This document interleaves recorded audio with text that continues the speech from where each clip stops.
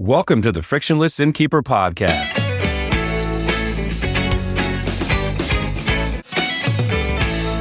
Coming right up, fresh tips and insights from lodging professionals aimed at helping you improve your business. Our podcast is brought to you by the Frictionless Guest App, the digital concierge that helps your guests to live like locals. Learn how at frictionlessguest.com. Mr. Steve Short, how are you? I'm doing well, Matt. How are you doing? I'm doing great. Yeah, we just recorded a podcast with Donna and Byron Cain, who are the co-executive directors of the Michigan Bed and Breakfast Association. They have an upcoming conference, and they shared some other really interesting insights about kind of running an association in the B&B space, a regional association. Yeah, which they're new to, having been, very experienced and very successful innkeepers before. And as they said, they kind of weren't thinking they would do this, but got approached by Linda Hayes, who's very well known and very well respected in the industry. And so last year was the first time they'd put on the conference after they'd just recently become co-executive directors. I was at the conference. It was fantastic. Great group of people, honestly, just a really good group of people that just had a lot of fun. They were a lot of fun to be with. And looking forward to doing that again this year in about a month. And I guess people get to hear all about the Michigan Bed and Breakfast Association and the conference and, tune in and maybe they can make it, especially if they're in Michigan, right? As the Red Hot Chili Peppers would say, especially in Michigan. That's right. Exactly. Yeah. I like the rock and roll tie-in. Yeah. And we hope all of our listeners out there really enjoy this podcast. It was a good one with Donna and Byron Cain, who again are the co-executive directors of the Michigan Bed and Breakfast Association. And Donna and Byron, thank you so much for joining us today. Yeah, we're both happy to be here. Thanks for having us. Yeah. Steve, how you doing? I am doing well, Matthew. How about you? I'm doing well, my friend. It's always great to be here. Byron didn't get to say hi, Matt. Come on. That's correct. Byron, how are you? I'll never forget Byron. Well. Good. Excited to be here. Well, we're excited to have both of you as well, because I know we have a few things to talk about here, especially with your upcoming conference. But before we do that, we'd love to hear more about your backgrounds as former innkeepers and all that good stuff. Well, my real job back in the day was as a furniture buyer. So I did that for many, many years. I was a European furniture buyer and an American one as well. We wanted to move closer to my mother. So we thought a bed and breakfast, like so many people think, would be a fun thing. And we landed up on Cape Cod. We did that for 17 years. We had 2 inns. Both of them were select registry properties. We were just blessed. We had a good business. We're able to sell both before COVID and then moved to Asheville just because we liked the climate here. And actually, we were looking for a location that was equal distance between both of our children. We have one in Dallas and one in Boston. And so it's funny how Asheville is exactly 15 hours drive to both of our kids. We kind of laid low during COVID. We had a couple of inns that we helped here consulting. Linda Hayes put us in touch with them, and we enjoyed that very much. And then she's the one that recommended us to the Michigan Bed and Breakfast Association. And here we are with that. And Byron has another kind of side to the story because we're certainly a team. Yeah, we raised our family in Houston. And when we decided to end our careers in Houston, that's when we moved up to the Berkshires looking for something new to do in life. It was the time of a Great Recession, 2003, I believe. And there was going to be no real jobs to be had in the Northeast. IBM had laid off something like 70,000 people. And so we started looking around for a small business, and we thought the bed and breakfast industry would be really, really fun. We looked in the Berkshires, a very popular destination area, went out to the Cape Cod and fell in love with it. So the first inn we bought was a failed business. And we brought that up to be top 10 in TripAdvisor. Thought we were doing pretty well with that. So we bought a second one in Brewster. So both inns in Brewster. And that was a closed inn. had been bankrupt for a while, held by the bank for 5 years, very run down. And we brought that back up to, again, a top 10 in the United States. So we ran 2 inns until we got totally exhausted. And the second inn, we got an offer that we couldn't refuse. And so we took it. My former background was in science, engineering, acoustics, worked on nanosensors, the things that you watch tells you how fast you're moving and so on and so forth. So that was all pretty new back in the day. So innkeeping has been pretty different for both of us. Is that just because you were in Houston, were you a NASA guy? No, I actually worked in engineering. It was off the side of the oil and gas industry. Okay. Anything from navigation before GPS was available. We used to have Starfix, allowed ships to navigate anywhere on Earth before GPS was launched. Worked on microgravity type sensors and software, just different things. Cool. Excellent. So it sounds like you all are the comeback type, in terms of you bought places that you brought them back, right? From extinction, basically. Yeah. So, yeah, interesting. And to be able to do that so successfully with 2 different ones to become top notch in the country is great. That's very cool. So 17 years burnout, or at least getting to the point where you said, all right, we can chill out for a little bit here, right?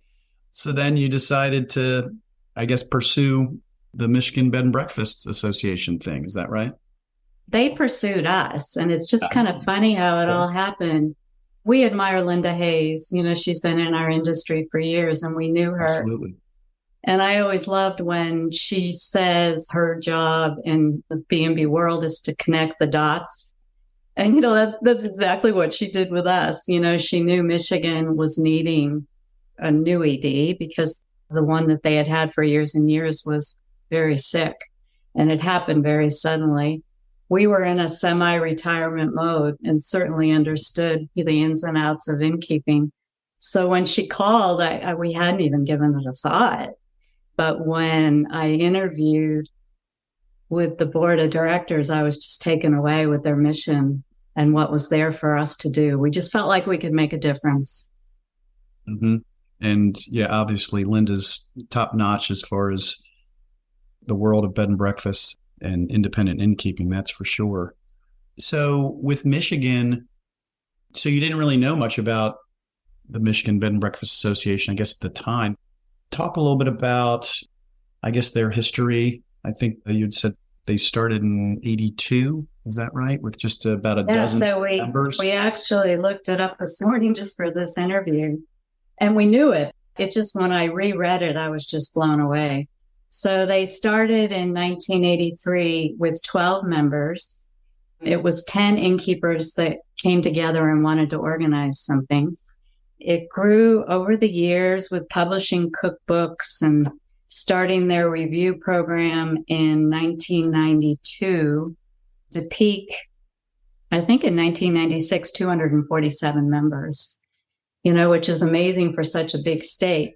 And we organize all the review process, which is a big part of what our association is. But I was amazed looking through here that they actually had 8 reviewers when they first started reviewing. So that was quite a few reviewers driving around the big state of Michigan looking at all these different properties. It's a fun story. Yeah.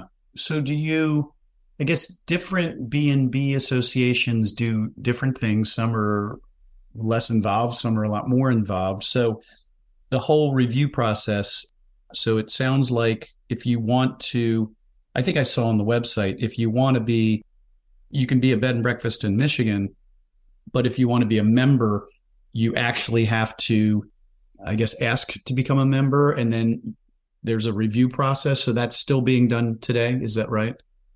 Yes. Just to carry on that, we currently have about 63 members. When we took over, it was a little under 60 and headed down. So we've been able to start to gradually increase the number. What we're excited about is the inns that we're gathering now seem to be a little more successful, a little bit larger, a little higher quality. I don't want to diss any other inn, but we definitely like the higher quality inns. I think they represent our association a little better.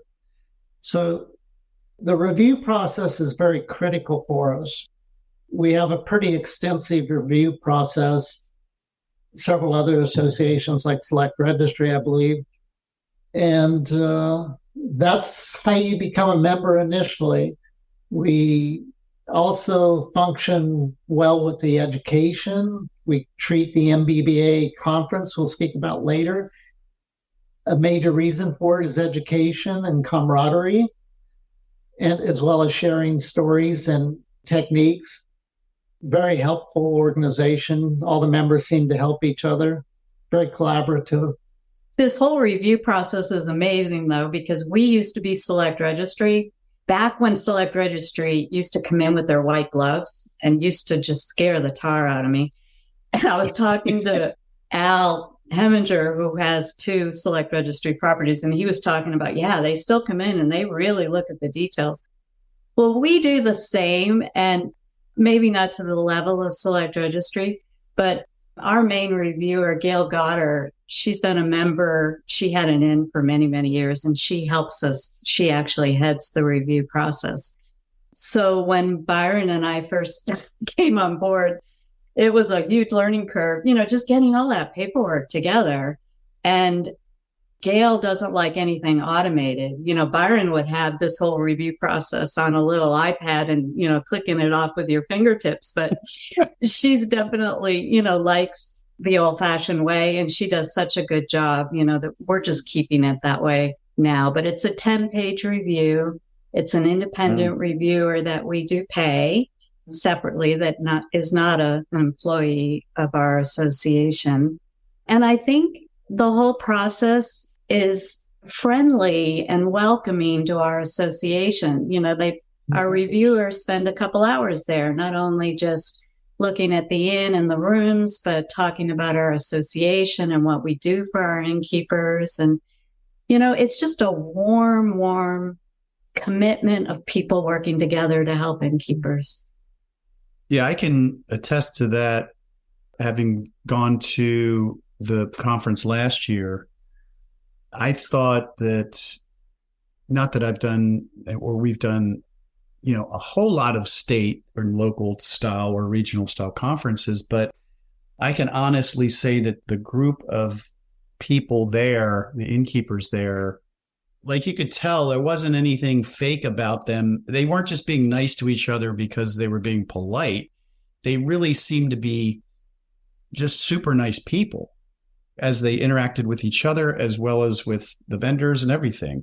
Just super, super nice. So, yeah, that's my honest assessment, truly. And I think that's why when we were interviewed, the board of directors, of course, leads that kind of non-competitive, more helpful, quality-focused environment. But that's where Donna and I came from when we had our inns. We insisted on our local town that 5 or 6 inns, we insisted on all of them being the very best on all of Cape Cod.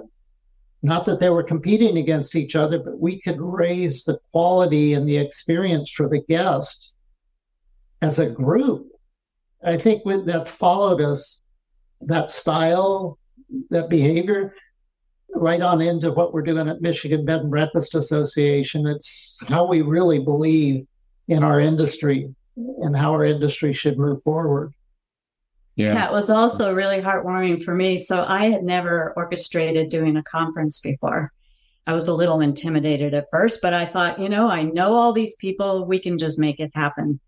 Well, when we were working through the budget, I guess coming from profit organizations, it was so endearing when they said, we are a nonprofit, so we don't want to make money on this conference. We want to have all of our people come together. We want the vendors to have it affordable to them so that they can come year after year and connect with our innkeepers. And the same thing has happened this year. It was like we had such a great turnout and sign up. Hey, so we can upgrade the quality of the food we're serving. So it's not like we just have to keep that money in. We want to give it back. And I think that's what Michigan Bed and Breakfast Association really stands for. And Byron and I are proud to be a part of it. Cool. Excellent. Do you all do, from your website, I guess part of your function is, I guess, marketing, right? Getting visibility for your members, right? And I know in today's world, you've got Google, and of course there are other places where people can go to find bed and breakfasts online. I think B&B Finder is a great option there. That's really good for the industry. But you all definitely try to drive bookings, right? Try to get people to come to your website and then let them know, okay, here's the places that our members have in Michigan where you can come, and try to give them as much information about areas and places where they can stay and things that they can do. Is that right? Yeah. One of the first things we realized is when we took over, we inherited a lot of boxes. Not too much was automated. And we started getting calls with people wanting to cancel their membership. So we were listening to the conversations, and people want to see value. They want to see clicks. They want to see reservations. And we also had a broken website that was failing and not providing what we needed to do. So Byron and I were hired actually to do a 40-hour week. And for that first 6 months, I think we were each doing about 80 hours. Each. Wow. It took it. We had to do it. The fear that the website was going to go down, during while you were sleeping, or when we get those calls and say, well, what is the value of our membership? That brings you to your feet pretty quickly. So I'm thankful we have Byron's skills, because it's really his experience with websites and Google and getting Think on board for availability that really shifted gears for our association.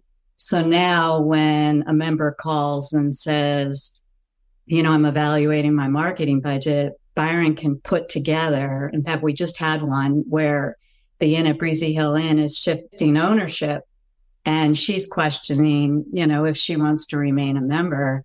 And it just feels so good that we can, quickly, or not quick, within a couple hours, he can put together a report. Got the to metrics show right? the value of being a member, that we are paying back more than, what our monthly fees are. That's great. Yeah. There's got to be some attribution there, I guess, to, for members to say, well, yeah, it's, how do I know that it's worth it, that people are coming through, I guess, the association to book or whatever. So, yeah.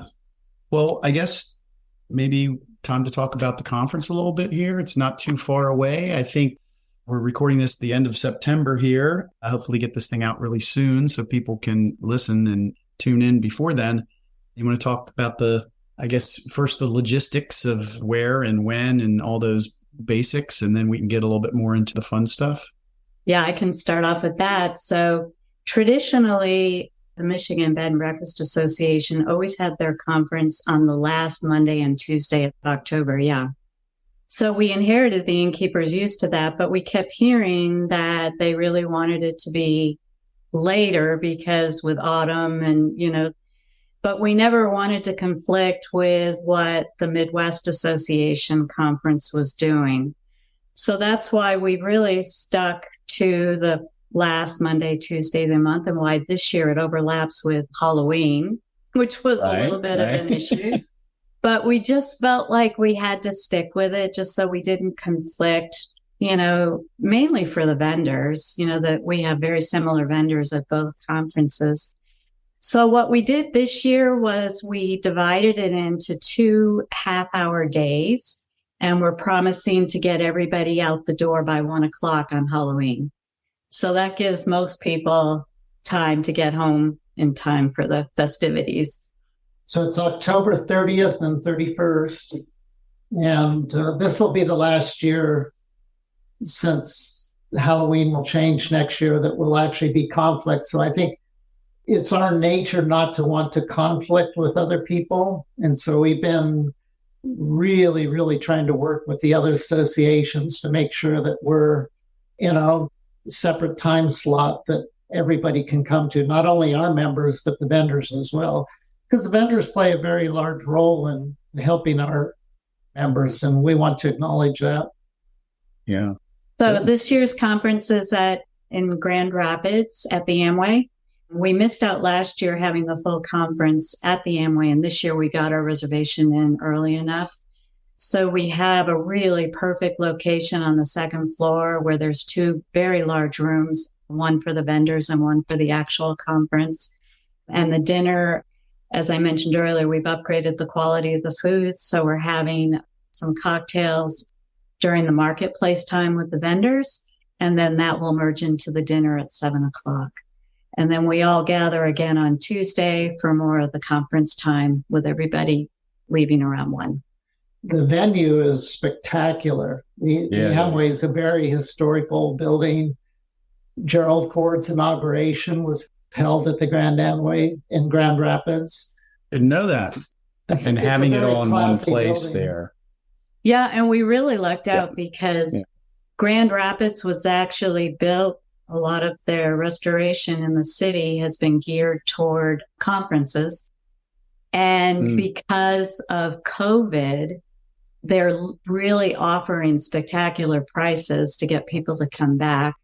So last year they offered us the $139 a night for these, really grand, very beautiful rooms. I mean, I don't know what they are regularly, but $139 just felt like an incredible value. And I was thrilled and delighted this year they offered us the same rate.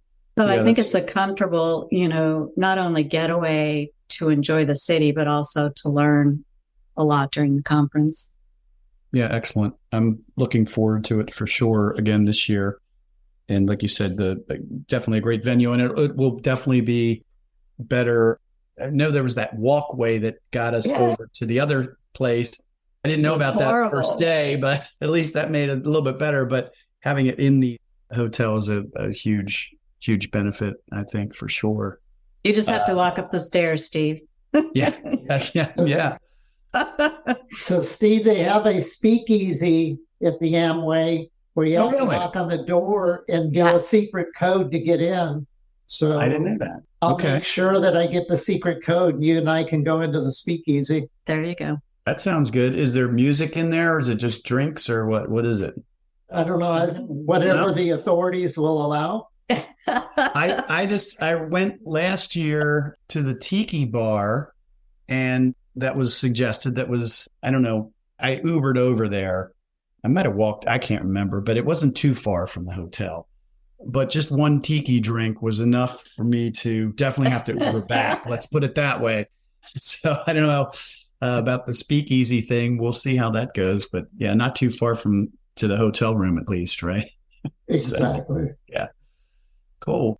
Anything else you want to throw in about the conference, or anything else for that matter? Yeah, I think just talk a little bit about the speakers that are coming, because I've just been blown away by the quality of the speakers that we have. Last year, we had great speakers, but I learned that there was a little duplication in the content. And that was mainly because I really didn't delve into what I wanted them to talk about or what they felt like they could share, so we didn't have an overlap. This year, we've just put a lot of attention into that. So I think it's going to flow really, really well, from talking about AI to Think Reservations to your segment on how to live like a local, and then different marketing concepts that come on the day too. And the other thing that's different this year that has been so well received is that we're having 11 personalized vendor workshops that start before the conference. Wow. And the idea originated that we wanted to have more one-on-one time with the vendors and small groups of innkeepers. So we just kind of started with that idea, and then it just evolved into these 11 tables that I think are just going to be really helpful to our innkeepers. And we've asked for, when they do the reservation, they also sign up for up to 4 sessions. And it's been really, really well received. So we're excited about that part. How it's going to orchestrate is going to be another question, but I think, it's just, we'll have to move people every 25 minutes or so. It's like speed dating. Yeah. No, well, I can tell you, because Select Registry, when they did their 50th, and this was 2 years ago, it was back to back with ALP in Baltimore, which is where I live. My wife and I live out between Baltimore and DC. So they did their conference right before ALP, and they did this kind of speed dating sort of approach. And now I'd say there wasn't enough time. It was like 5 minutes, and it was kind of like each vendor, a smaller group would just move from one vendor to the next. And so it was a little bit too much and probably not enough time to interact. But I think the people got a lot out of it because, they were able to move around. In your case, what you're doing, I think, is there's more time to interact. It's a two-way kind of a thing where they can get more information about what the vendor has to offer. Is that right? Exactly. Yeah, because or to solve specific problems, or to handle specific complaints, or to see what new features are planned, what's coming up. I can envision, somebody that's running a 3-bedroom inn that has no technology, listening in to somebody with 8 rooms that's really adapting new technology and how they're using it and what. So I think real small group setting, both levels of people will be much more satisfied with that interaction than sitting in an audience and being able to ask a few questions at the end of a speech. Yeah. I really look forward to it. Yeah. Yeah. Not more hands-on. Yeah. As a closing remark, Steve, one thing I'd like to say is that our association includes such a grommet between different types of inns.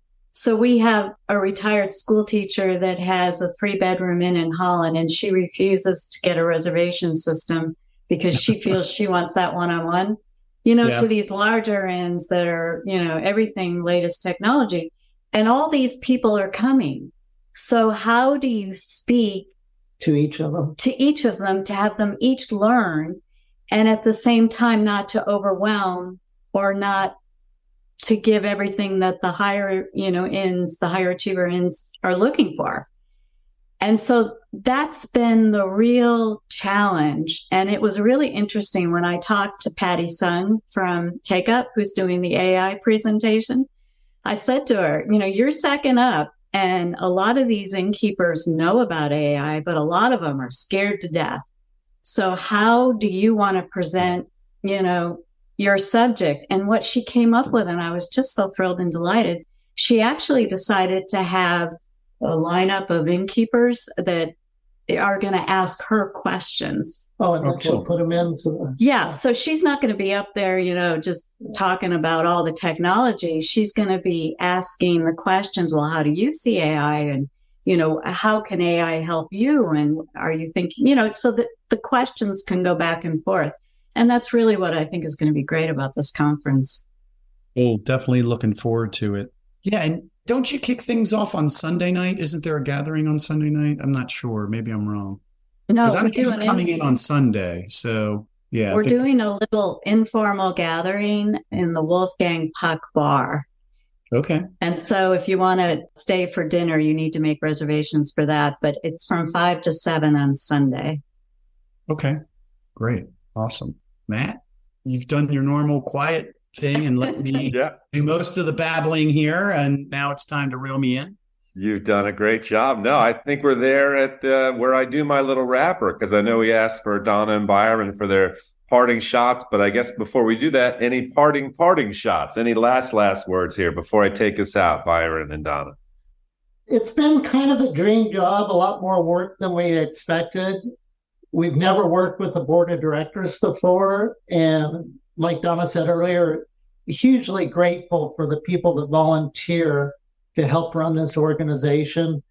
We're losing our chairman, chairperson this year and getting a new one that has to step up. And it's very interesting to work in an association with the board of directors versus being your own boss or second in command at the end. So it's been a growing experience, and it's really neat to be able to grow even as we've gotten old. Cool. Yeah. And we'll put this in the show notes, but let everybody know how they can find out more about Michigan Bed and Breakfast Association. Yeah. So the website is really easy. It's lake2lake.com. TO. Yep. TO. Lake. And the conference link is at the bottom of the homepage. Which you have to scroll a long ways to get to it, but it's worth it. We'll make sure we provide that in the notes to the show, so that'll be good. Okay, good deal. Oh, I do have one parting. We have Okay. lots of door prizes. Man, do we have the door prizes. So all the vendors donate different prizes valued at $50 or under. And this year we're getting some really good ones. Amazon gift cards, Queen mattress, some fun kitchen gadgets from our daughter's Boston General Store, and gift baskets, towels, and just lots of fun things. I won something last year. It was at the dinner, right? And there were a bunch of questions about Michigan. And I don't remember what the question was, but I don't know. I probably guessed, or I was paying attention to the presentation because there was the guy from the Michigan. Yeah. He did I was blown away by all of the info and just all the places in Michigan, just the whole overview about Michigan. And I mean, like more coastline than anybody. Is that right? Is that true? That's more lighthouses too. Yeah. Just incredible places. This year we have a chef and educator speaking to us at dinner. Okay. About tips about how to keep your food fresh and creative, and tips for innkeepers in making their dinners so that they can stay healthy. And our daughter donated again some great kitchen items. So what Tommy Fitzgerald is the guy that's doing the presentation, he's going to give you tips during his presentation. And then at the end, we'll do the door prizes by questions. So we'll see what people remember. So Steve, be on top alert. You could win some. I'll make sure I take notes. So, good. All right. Well, great. All right, Matt, get us out of here. Sounds good.